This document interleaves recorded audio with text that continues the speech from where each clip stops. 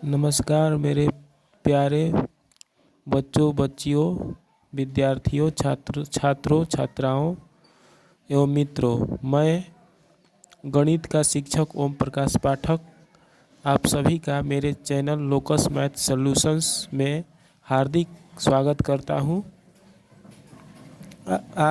आज पुनः मैं 10वीं क्लास का unit first real number NCERT model के आधार पर चैप्टर फर्स्ट रियल नंबर का एक्सरसाइज प्रश्नावली 1.2 सोल्व आप लोगों को करवाऊंगा। ध्यान से समझिएगा। क्वेश्चन कह रहा है एक्स का मान निकालें। एक फैक्टर ट्री दिया है, गुणनखंड वृक्ष, और उसमें एक्स का मान निकालना है। तो कैसे निकलेगा, ध्यान से देखिए। यहाँ 80 है, 80 में 2 से भाग करिएगा तो 40 आएगा। 40 में 2 से भाग करिएगा तो 20 आएगा। 20 में 2 से भाग करिएगा तो क्या आएगा, तो 20 भागा 2 बराबर x। 20 में 2 से भाग करिएगा तो 10। x का मान 10 निकल गया, x का मान 10। फिर से समझिए। 80 में 2 से भाग करिएगा तो 40 आएगा। 40 में 2 से भाग करिएगा तो 20 आएगा। 20 में 2 से भाग करिएगा तो x आएगा। तो 2 से भाग करिएगा तो x का मान 10 आ गया। दूसरा क्वेश्चन समझिए। 24 एवं 36 का मौसा एवं लसा ज्ञात करें तथा जांच करें कि दो संख्याओं का गुणनफल इज इक्वल टू लसा इंटू मौसा होता है। हमको पहले 24 एवं 36 का मौसा निकालना है, तब लसा निकालना है। उसके बाद हमको यह जांच करना है कि इन संख्याओं का गुणनफल बराबर होगा इनके लसा गुणे इनके मौसा के। तो ध्यान से समझिएगा। यह एनसीईआरटी में दिया है क्वेश्चन। यह क्वेश्चन परीक्षा में भी आता है। हल।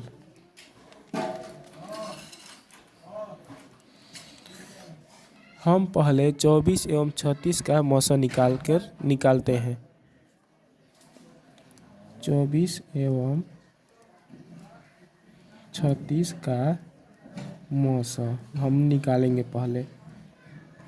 तो सबसे आसान तरीका से मैं मौसा निकाल रहा हूँ। 24 बड़ी संख्या 36 है तो 36 बीच में मैंने लिख दिया। अब 24 का पहाड़ा एक बार पढ़िएगा, क्योंकि 24 का पहाड़ा 2 बार पढ़िएगा तो 48 आ जाएगा। 36 से बेसी ज़्यादा आ जाएगा। एक बार पढ़िए। 24 घटाइए। 6 में से 4 गया 2, 3 में से 2 गया 1। फिर इस प्रकार घेर दीजिए। फिर 24 यहाँ पर उतारिए।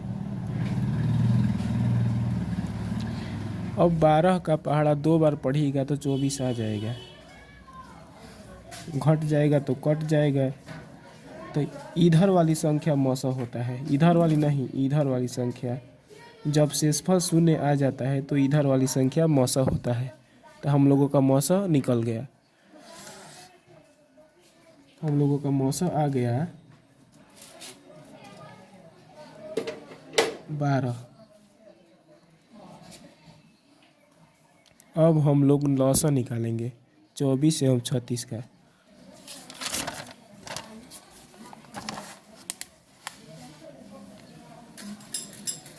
24 एवं 36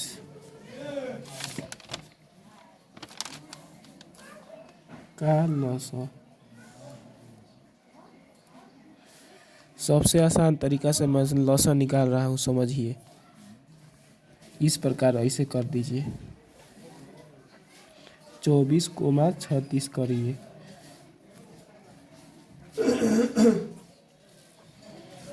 अब सोचिए कि किस संख्या से दोनों संख्याएं कटेगा। तो यह क्लियर है कि दोनों सम संख्या हैं, तो 2 से दोनों कट जाएगा।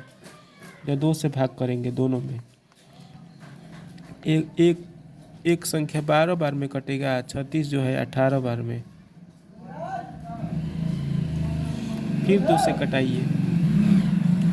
2 से 6 बार में 12 कट जाएगा, 2 से 9 बार में 18 कट जाएगा।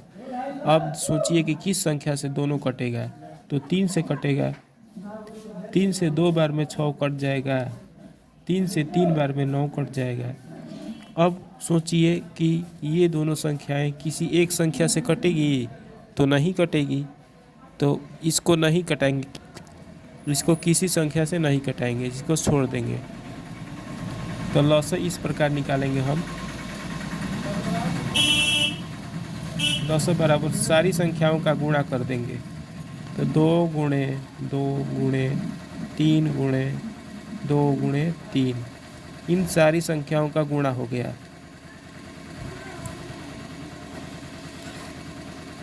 दो का पहाड़ा 2 बार पढ़िए, 4, 4 तिहाई 12, 12 दूनी 24 और 3 उतार दीजिए। अब 24 का पहाड़ा 3 बार पढ़िए, चाहे या 24 में 3 से गुणा करिए। 4 तिहाई 12 हासिल 1, 3 दूना 6, 6 1 7। दोनों संख्याओं का लॉसा 72 आ गया। अब हम जांच करके देखते हैं कि लॉसा इंटू मौसा बराबर संख्याओं का गुणनफल आ रहा है कि नहीं। जांच। एलएचएस में हमारा जो है वह संख्याओं का गुणनफल है।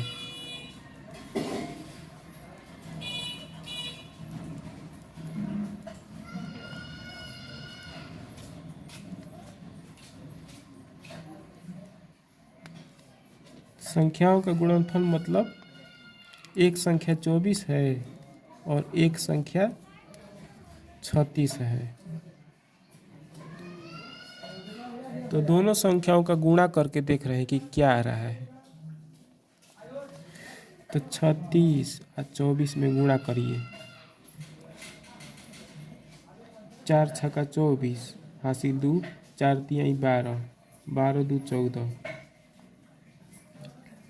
6 दूनी 12 हासिल 1, 3 दूनी 6 1 7, 4 4 दू 6 7 1 8, 864 आ गया इन संख्याओं का गुणनफल। आरजेस में हमको क्या निकालना है,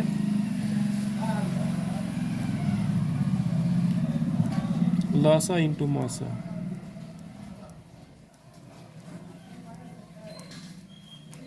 अब हम लोग आरएचएस सॉल्व करेंगे। यदि एलएचएस और आरएचएस का मान बराबर आ जाएगा तो हमारा जांच साबित हो जाएगा, प्रश्न का हल हो जाएगा।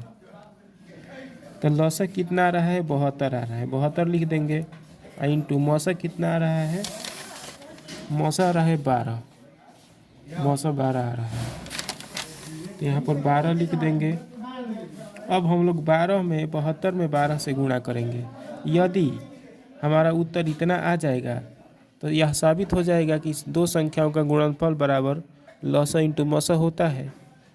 तो गुणा करिए, 12 दूनी 24, 2 2 बचा,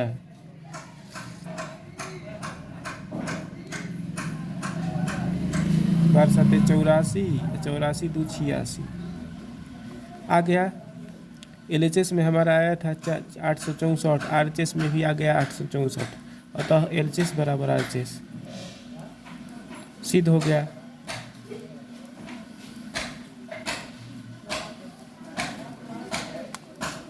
प्रमाणित हो गया हमारा उत्तर, प्रूव्ड। इसी प्रकार से यह क्वेश्चन है 26 एवं 91 का मौसा एवं लॉसा ज्ञात करें तथा जांच करें कि दो संख्याओं का गुणनफल बराबर लॉसा गुणे मौसा। यह जो सवाल है वह एनसीईआरटी में दिया है। जो मैंने यह सवाल बताया है, ऊपर वाला जो मैंने सवाल बताया है, इसी के आधार पर यह सवाल बनेगा। जस्ट इसी के आधार पर पहले मौसा निकालना होगा, तब लॉसा निकालना होगा, तब साबित करना होगा। चाहिएगा तो आप अपने से सॉल्व कर लीजिएगा, जैसे मैंने इस सवाल को सॉल्व किया है।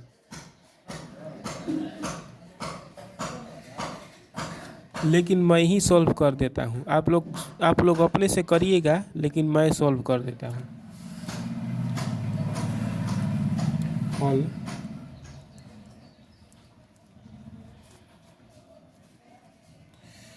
पहले हम लोग 26 और 91 का मौसा निकालेंगे।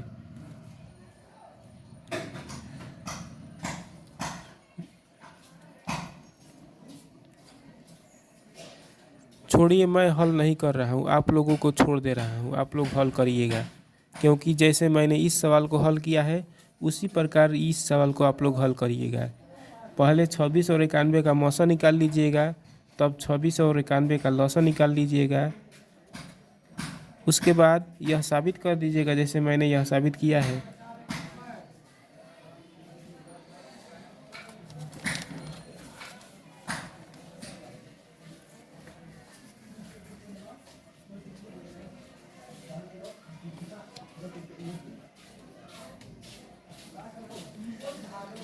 अब अगला क्वेश्चन देखते हैं। अभाज्य गुणनखंड विधि से निम्न का एचसीएफ मौसा एवं एलसीएम लौसा निकाल लीजिए। एचसीएफ मतलब होता है मौसा एवं एलसीएम मतलब होता है लौसा। किस विधि से निकालना है? अभाज्य गुणनखंड विधि से। जो निम्न संख्या ये जो संख्याएं दी हुई है, इनका जो है एचसीएफ मौसा और एलसीएम लौसा निकालना है। तो मैं बारी बारी से निकाल कर आप लोगों को दिखला रहा हूँ, आप लोग ध्यान से समझिएगा और इसे रिलेटेड अन्य किताबों में से क्वेश्चन को हल करिएगा अपने आप से।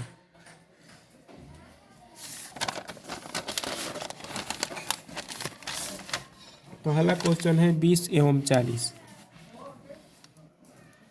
20-40 अभाज्य गुणनखंड विधि से 20 और 40 का मौसा एवं लौसा निकालना है। तो हम लोग क्या करेंगे, ऐसे कर देंगे। 20 का अभाज्य गुणनखंड निकालेंगे, 2 से कटाएंगे 10 बार में, 2 से कटाएंगे 5 बार में, 5 से कटाएंगे 1 बार में। अब 40 का गुणनखंड निकालेंगे, 2 से कटाएंगे 20 बार में, 2 से कटाएंगे 10 बार में, 2 से कटाएंगे 5 बार में, 5 से कटाएंगे 1 बार में। अब नहीं कटेगा, छोड़ देंगे। अब यहाँ पर लिखेंगे 20 बराबर 2 गुणे 2 गुणे 5 गुणे 1, 2 गुणे 2 गुणे 5 गुणे 1।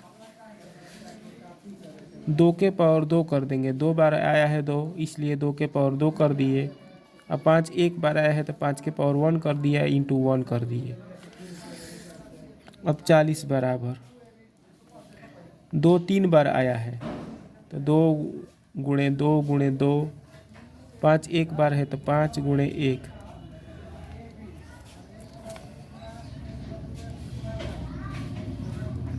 तो 2 के पावर 3, 5 के पावर 1, एक बार आया है तो 1 इंटू 1।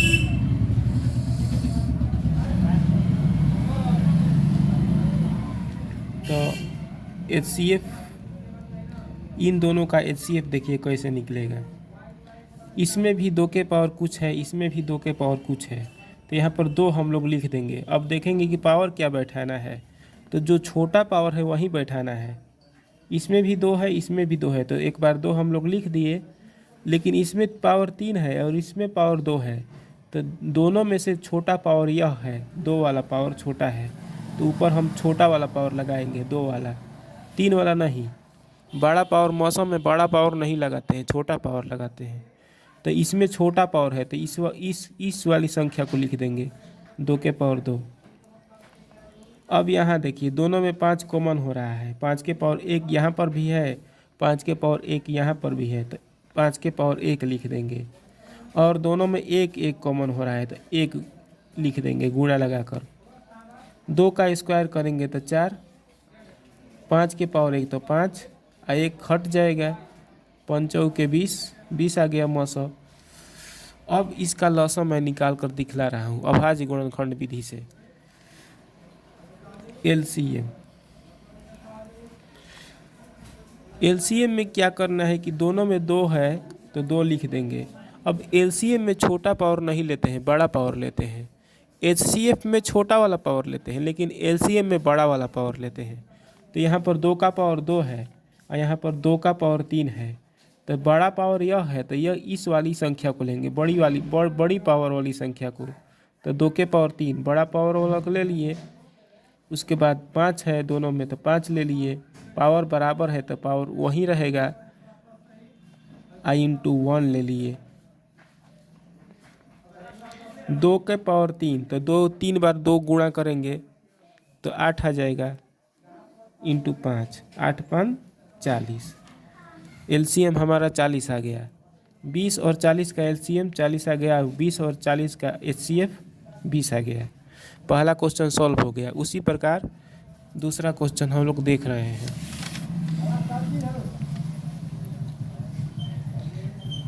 8 और 9 का एलसीएम एवं एचसीएफ निकालना है। 8 और 9 का आप लोग खुद से इसको बनाइए, स्वयं से इसको बनाइए। मैं आप लोगों को 1 मिनट का टाइम दे रहा हूँ। बनाइए, बनाकर कमेंट में लिखिए इसका आंसर बनाइए। अब मैं आप लोगों को 1 मिनट का टाइम दे रहा हूँ।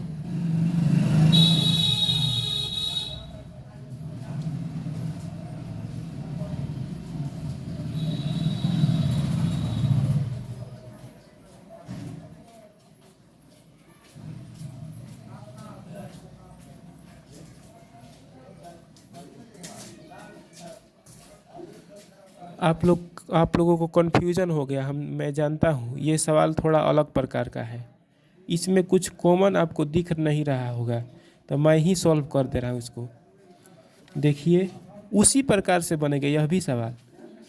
देखिए 8 का गुणनखंड निकालेंगे। पहले 2 से कटाएंगे 4 बार में, 2 से कटाएंगे 2 बार में, फिर 2 से कटाएंगे 1 बार में। उसी प्रकार 9 का गुणनखंड निकालेंगे। 3 से कटाएंगे 3 बार में, फिर 3 से कटाएंगे 1 बार में। तो 8 को इस प्रकार लिख देंगे। 2 3 बार है तो 3 बार गुणा में लिख देंगे 2। 1 1 बार आया है तो 1 बार 1 लिख देंगे। अब 9 इसको इस प्रकार लिख देंगे। 2 के पावर 3 हो जाएगा इंटू 1। 9 3 गुणा 3 गुणा 1, 3 के पावर 2 हो गया गुणे 1। अब दोनों का एचसीएफ देखिए। एचसीएफ के लिए हमने आपको बताया था कि जो कॉमन होता है वही एचसीएफ होता है। तो दोनों में क्या कॉमन हो रहा है? दोनों में तो यहाँ 2 है, यहाँ 3 है, तो दोनों कॉमन नहीं हो रहा है, इसको नहीं लिखेंगे। दोनों में एक कॉमन हो रहा है, दोनों में एक एक कॉमन हो रहा है, तो यहीं लिख देंगे। दोनों में मिल रहा है 1 1। 2 यहाँ पर है, यहाँ पर 3 है, दोनों अलग अलग संख्याएं हैं, तो इसको नहीं लिखेंगे। जो दोनों में कॉमन होगा उसी को लिखेंगे। तो 1 1 मिल रहा है तो 1 लिख देंगे। मौसा हमारा 1 आ गया। अब एलसीएम देखिए। एलसीएम जो कॉमन नहीं होता है वह भी लिखाता है, जो कॉमन होता है वह भी लिखाता है एलसीएम में। तो यह भी लिखाएगा हमारा, इसको भी लिखा जाएगा, और यह कॉमन हो रहा है उसको भी लिखा जाएगा एलसीएम में। तो ये 8 हो जाएगा और ये 9 हो जाएगा।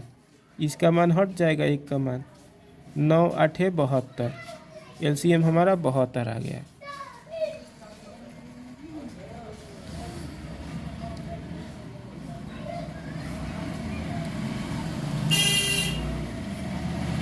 अब तीसरा क्वेश्चन हम लोग देखते हैं।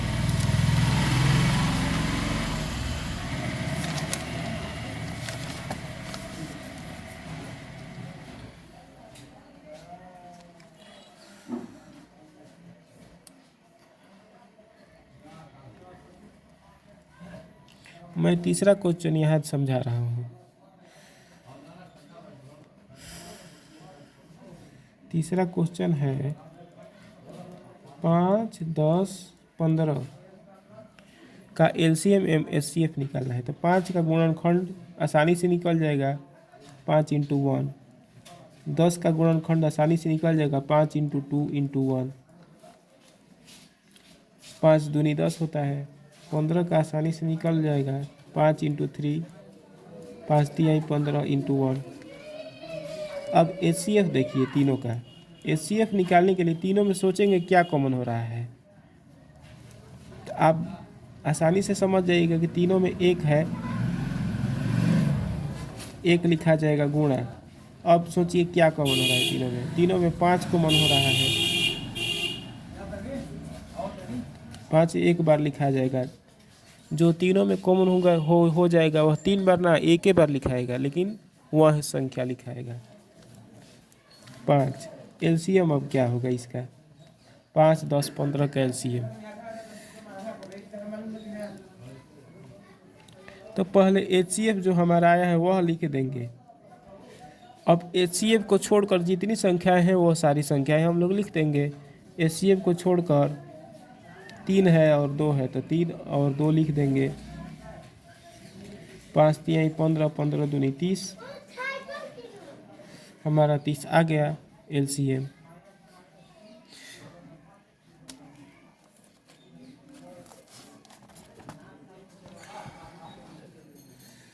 अब जो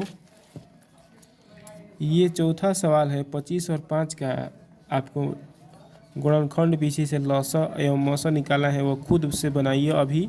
और जो 5वां सवाल है 8, 9 और 25 का लसा और मौसा निकालना है गुणनखंड विधि से, वो अभी आप लोग बनाइए। मैं 30 सेकंड का टाइम दे रहा हूँ और बनाकर आंसर कमेंट बॉक्स में शेयर करिए।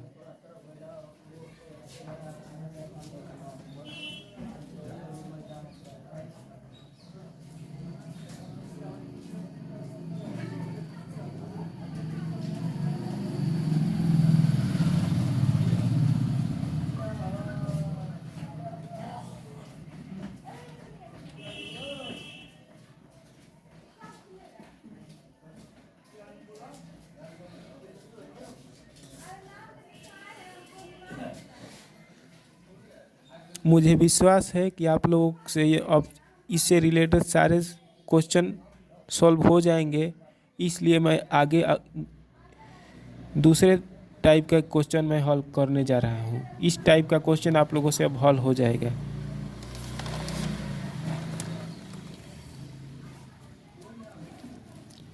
अगला टाइप का क्वेश्चन है, जांच करें कि क्या किसी प्राकृतिक संख्या n के लिए 6 टू दी पावर n अंक 0 पर समाप्त हो सकती है कि नहीं।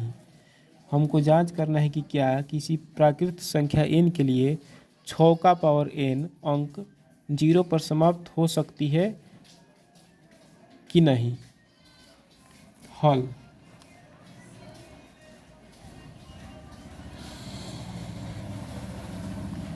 सिक्स के पावर n है, जहाँ n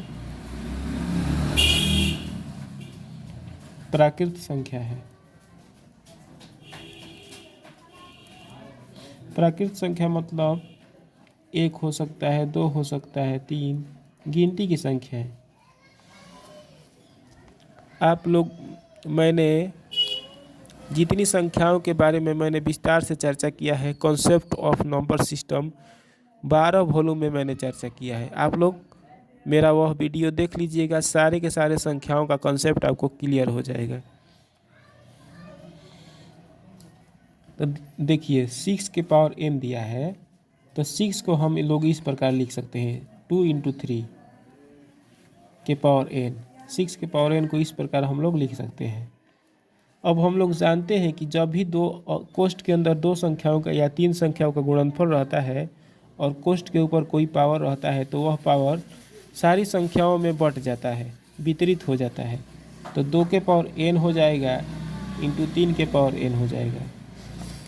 जैसे समझिए यहाँ पर मान लीजिए हो गया 2 × 3 × 5। अब सभी का पावर 2 है, तो ऐसे हम लोग लिख सकते हैं 2 के पावर 2, इस पर 2 पावर आ जाएगा, फिर 3 पर पावर आ जाएगा 3 के पावर 2, फिर 5 पर भी पावर आ जाएगा 5 के पावर 2। इस प्रकार भी हम लोग लिख सकते हैं। एक अन्य उदाहरण समझिए, मान लीजिए 2 × 3 है और दोनों के पावर 3 है, तो 2 के पावर 3 लिख सकते हैं इंटू 3 के पावर हम लोग 3 लिख सकते हैं। इसी प्रकार ही मैंने इसको लिखा है।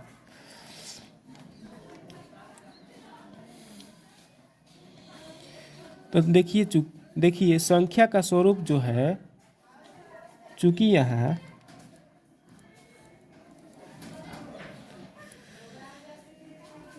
छः का पावर n का स्वरूप 2 इंटू 5, 2 के पावर n इंटू 5 के पावर m के रूप का नहीं है,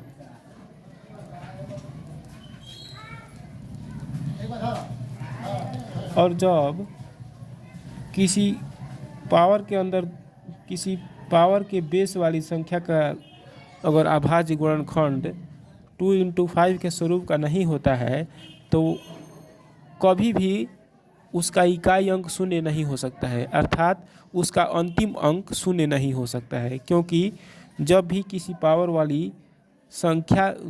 वाली संख्या बेस जो संख्या होती है, मान लीजिए कि 8 के पावर m है, तो इसका बेस हो जाएगा 2 इंटू 2 इंटू 2 के पावर m। तो यहाँ पर केवल 2 है,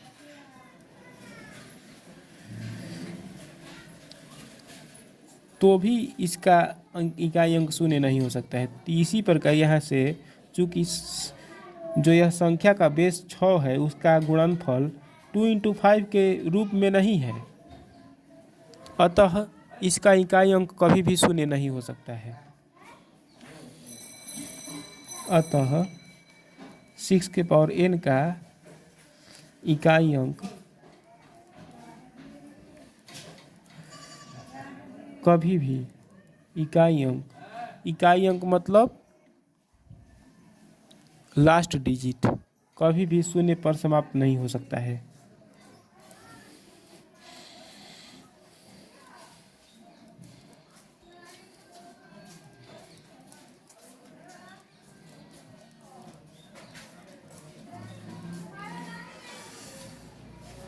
इसको उतार लीजिए आप लोग। एक अन्य तरीका से मैं आप लोगों को बता रहा हूँ इसको, सेकंड मेथड।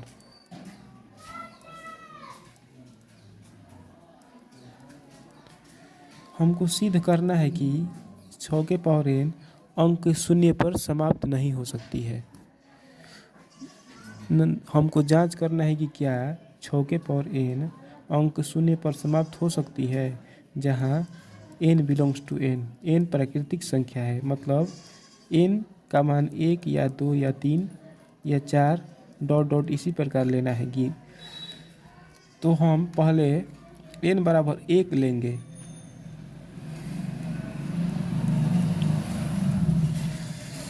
और इसमें 1 का मान रखेंगे।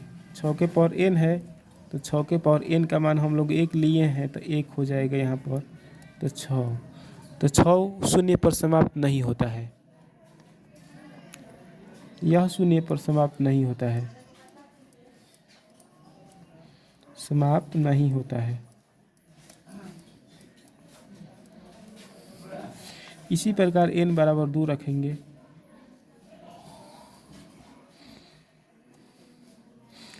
छः के पावर 2 36 हो जाएगा। 36 भी शून्य पर समाप्त नहीं हो रहा है, यह शून्य पर समाप्त नहीं हो रहा है। n बराबर 3 रखेंगे, 6 के पावर 3, इसमें 6 के पावर 3 36 में 6 से गुणा करेंगे, 6 6 का 36, 6 3 18, 216, यह भी शून्य पर समाप्त नहीं हो रहा है। इसी प्रकार n का मान कोई भी प्राकृतिक संख्या रखेंगे तो कभी भी शून्य पर वह समाप्त नहीं होगा, उसका इकाई अंक हमेशा 6 ही आएगा, क्योंकि 6 का पावर कोई भी संख्या लेंगे तो उसका इकाई अंक 6 ही आएगा, कभी भी शून्य पर समाप्त। इस प्रकार यह साबित हो गया। इस प्रकार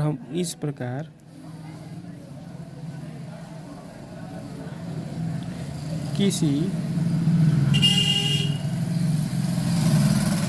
प्राकृतिक संख्या n के लिए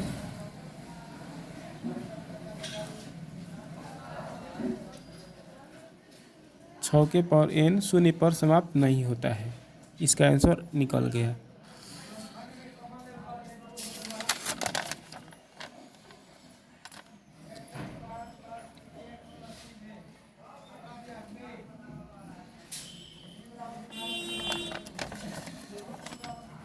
इस प्रकार मैं एक क्वेश्चन आप लोगों को दे रहा हूँ, आप लोग हल करके दिखाइए।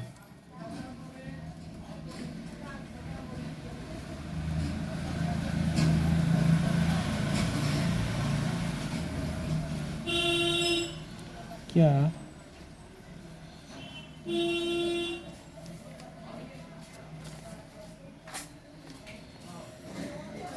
चाहे आप लोग किसी बुक से इस प्रकार के क्वेश्चन को हल करिएगा। मैं दूसरे टाइप का क्वेश्चन हल कर रहा हूँ। अब देखिए अगला टाइप का क्वेश्चन है, यदि HCF 5 और 20 का HCF 5 है और LCM 5 और 20 का LCM हमको निकालना है। 5 और 20 का HCF दिया है 5, तो 5 और 20 का LCM हमको निकालना है।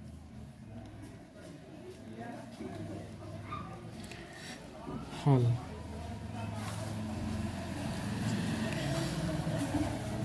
एक सूत्र होता है, इसमें पहली संख्या जो है, पहली संख्या इसको कहते हैं, जो कोष्ठ के अंदर पहले रहती है कोमा के आगे, उसको पहली संख्या कहते हैं। पहली संख्या 5। दूसरी संख्या जो कोमा के आगे वाली संख्या रहता है उसको दूसरी संख्या कहते हैं। तो कोमा के आगे 20 है। मौसा HCF मतलब मौसा होता है। मौसा दिया है 5,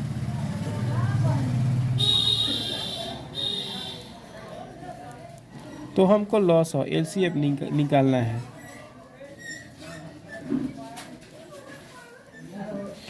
मैंने आपको सूत्र लिखवाया था कि दो संख्याओं का गुणनफल मतलब पहली संख्या गुणे दूसरी संख्या बराबर लॉसा इंटू मौसा होता है। या एक अन्य सूत्र मैंने लिखवाया था लॉसा निकालने का, यहाँ पर लॉसा हम लोगों का निकालना है, तो लॉसा का भी एक सूत्र मैंने आपको लिखवाया था। पहली संख्या गुणे दूसरी संख्या बटा में मौसा। जब मैंने एक्सरसाइज शुरू करवाया था तो उसी के दौरान मैंने आपको यह सूत्र लिखवाया था। आप लोग याद कर लीजिएगा। तो लॉसा निकालना है, तो पहली संख्या हमारा है 5 लिख देंगे। दूसरी संख्या है 20 लिख देंगे बटा में मौसा 5 है तो 5 लिख देंगे। 5 कट जाएगा, हमारा आंसर आ गया 20। हमारा लॉसा निकल गया 20 आंसर।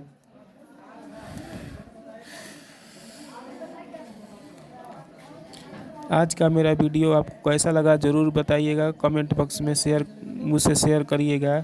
अगर मुझसे पढ़ाने में कोई त्रुटि हो रही हो तो उस त्रुटि की ओर मेरा ध्यान आकर्षित करिएगा और इस ज्ञान को ज़्यादा से ज़्यादा विस्तार करने के लिए अपने दोस्तों के साथ शेयर करिएगा। और इसी प्रकार के मेरे वीडियो प्राप्त जल्दी से जल्दी करने के लिए मेरे चैनल को अवश्य ही सब्सक्राइब करिएगा। धन्यवाद।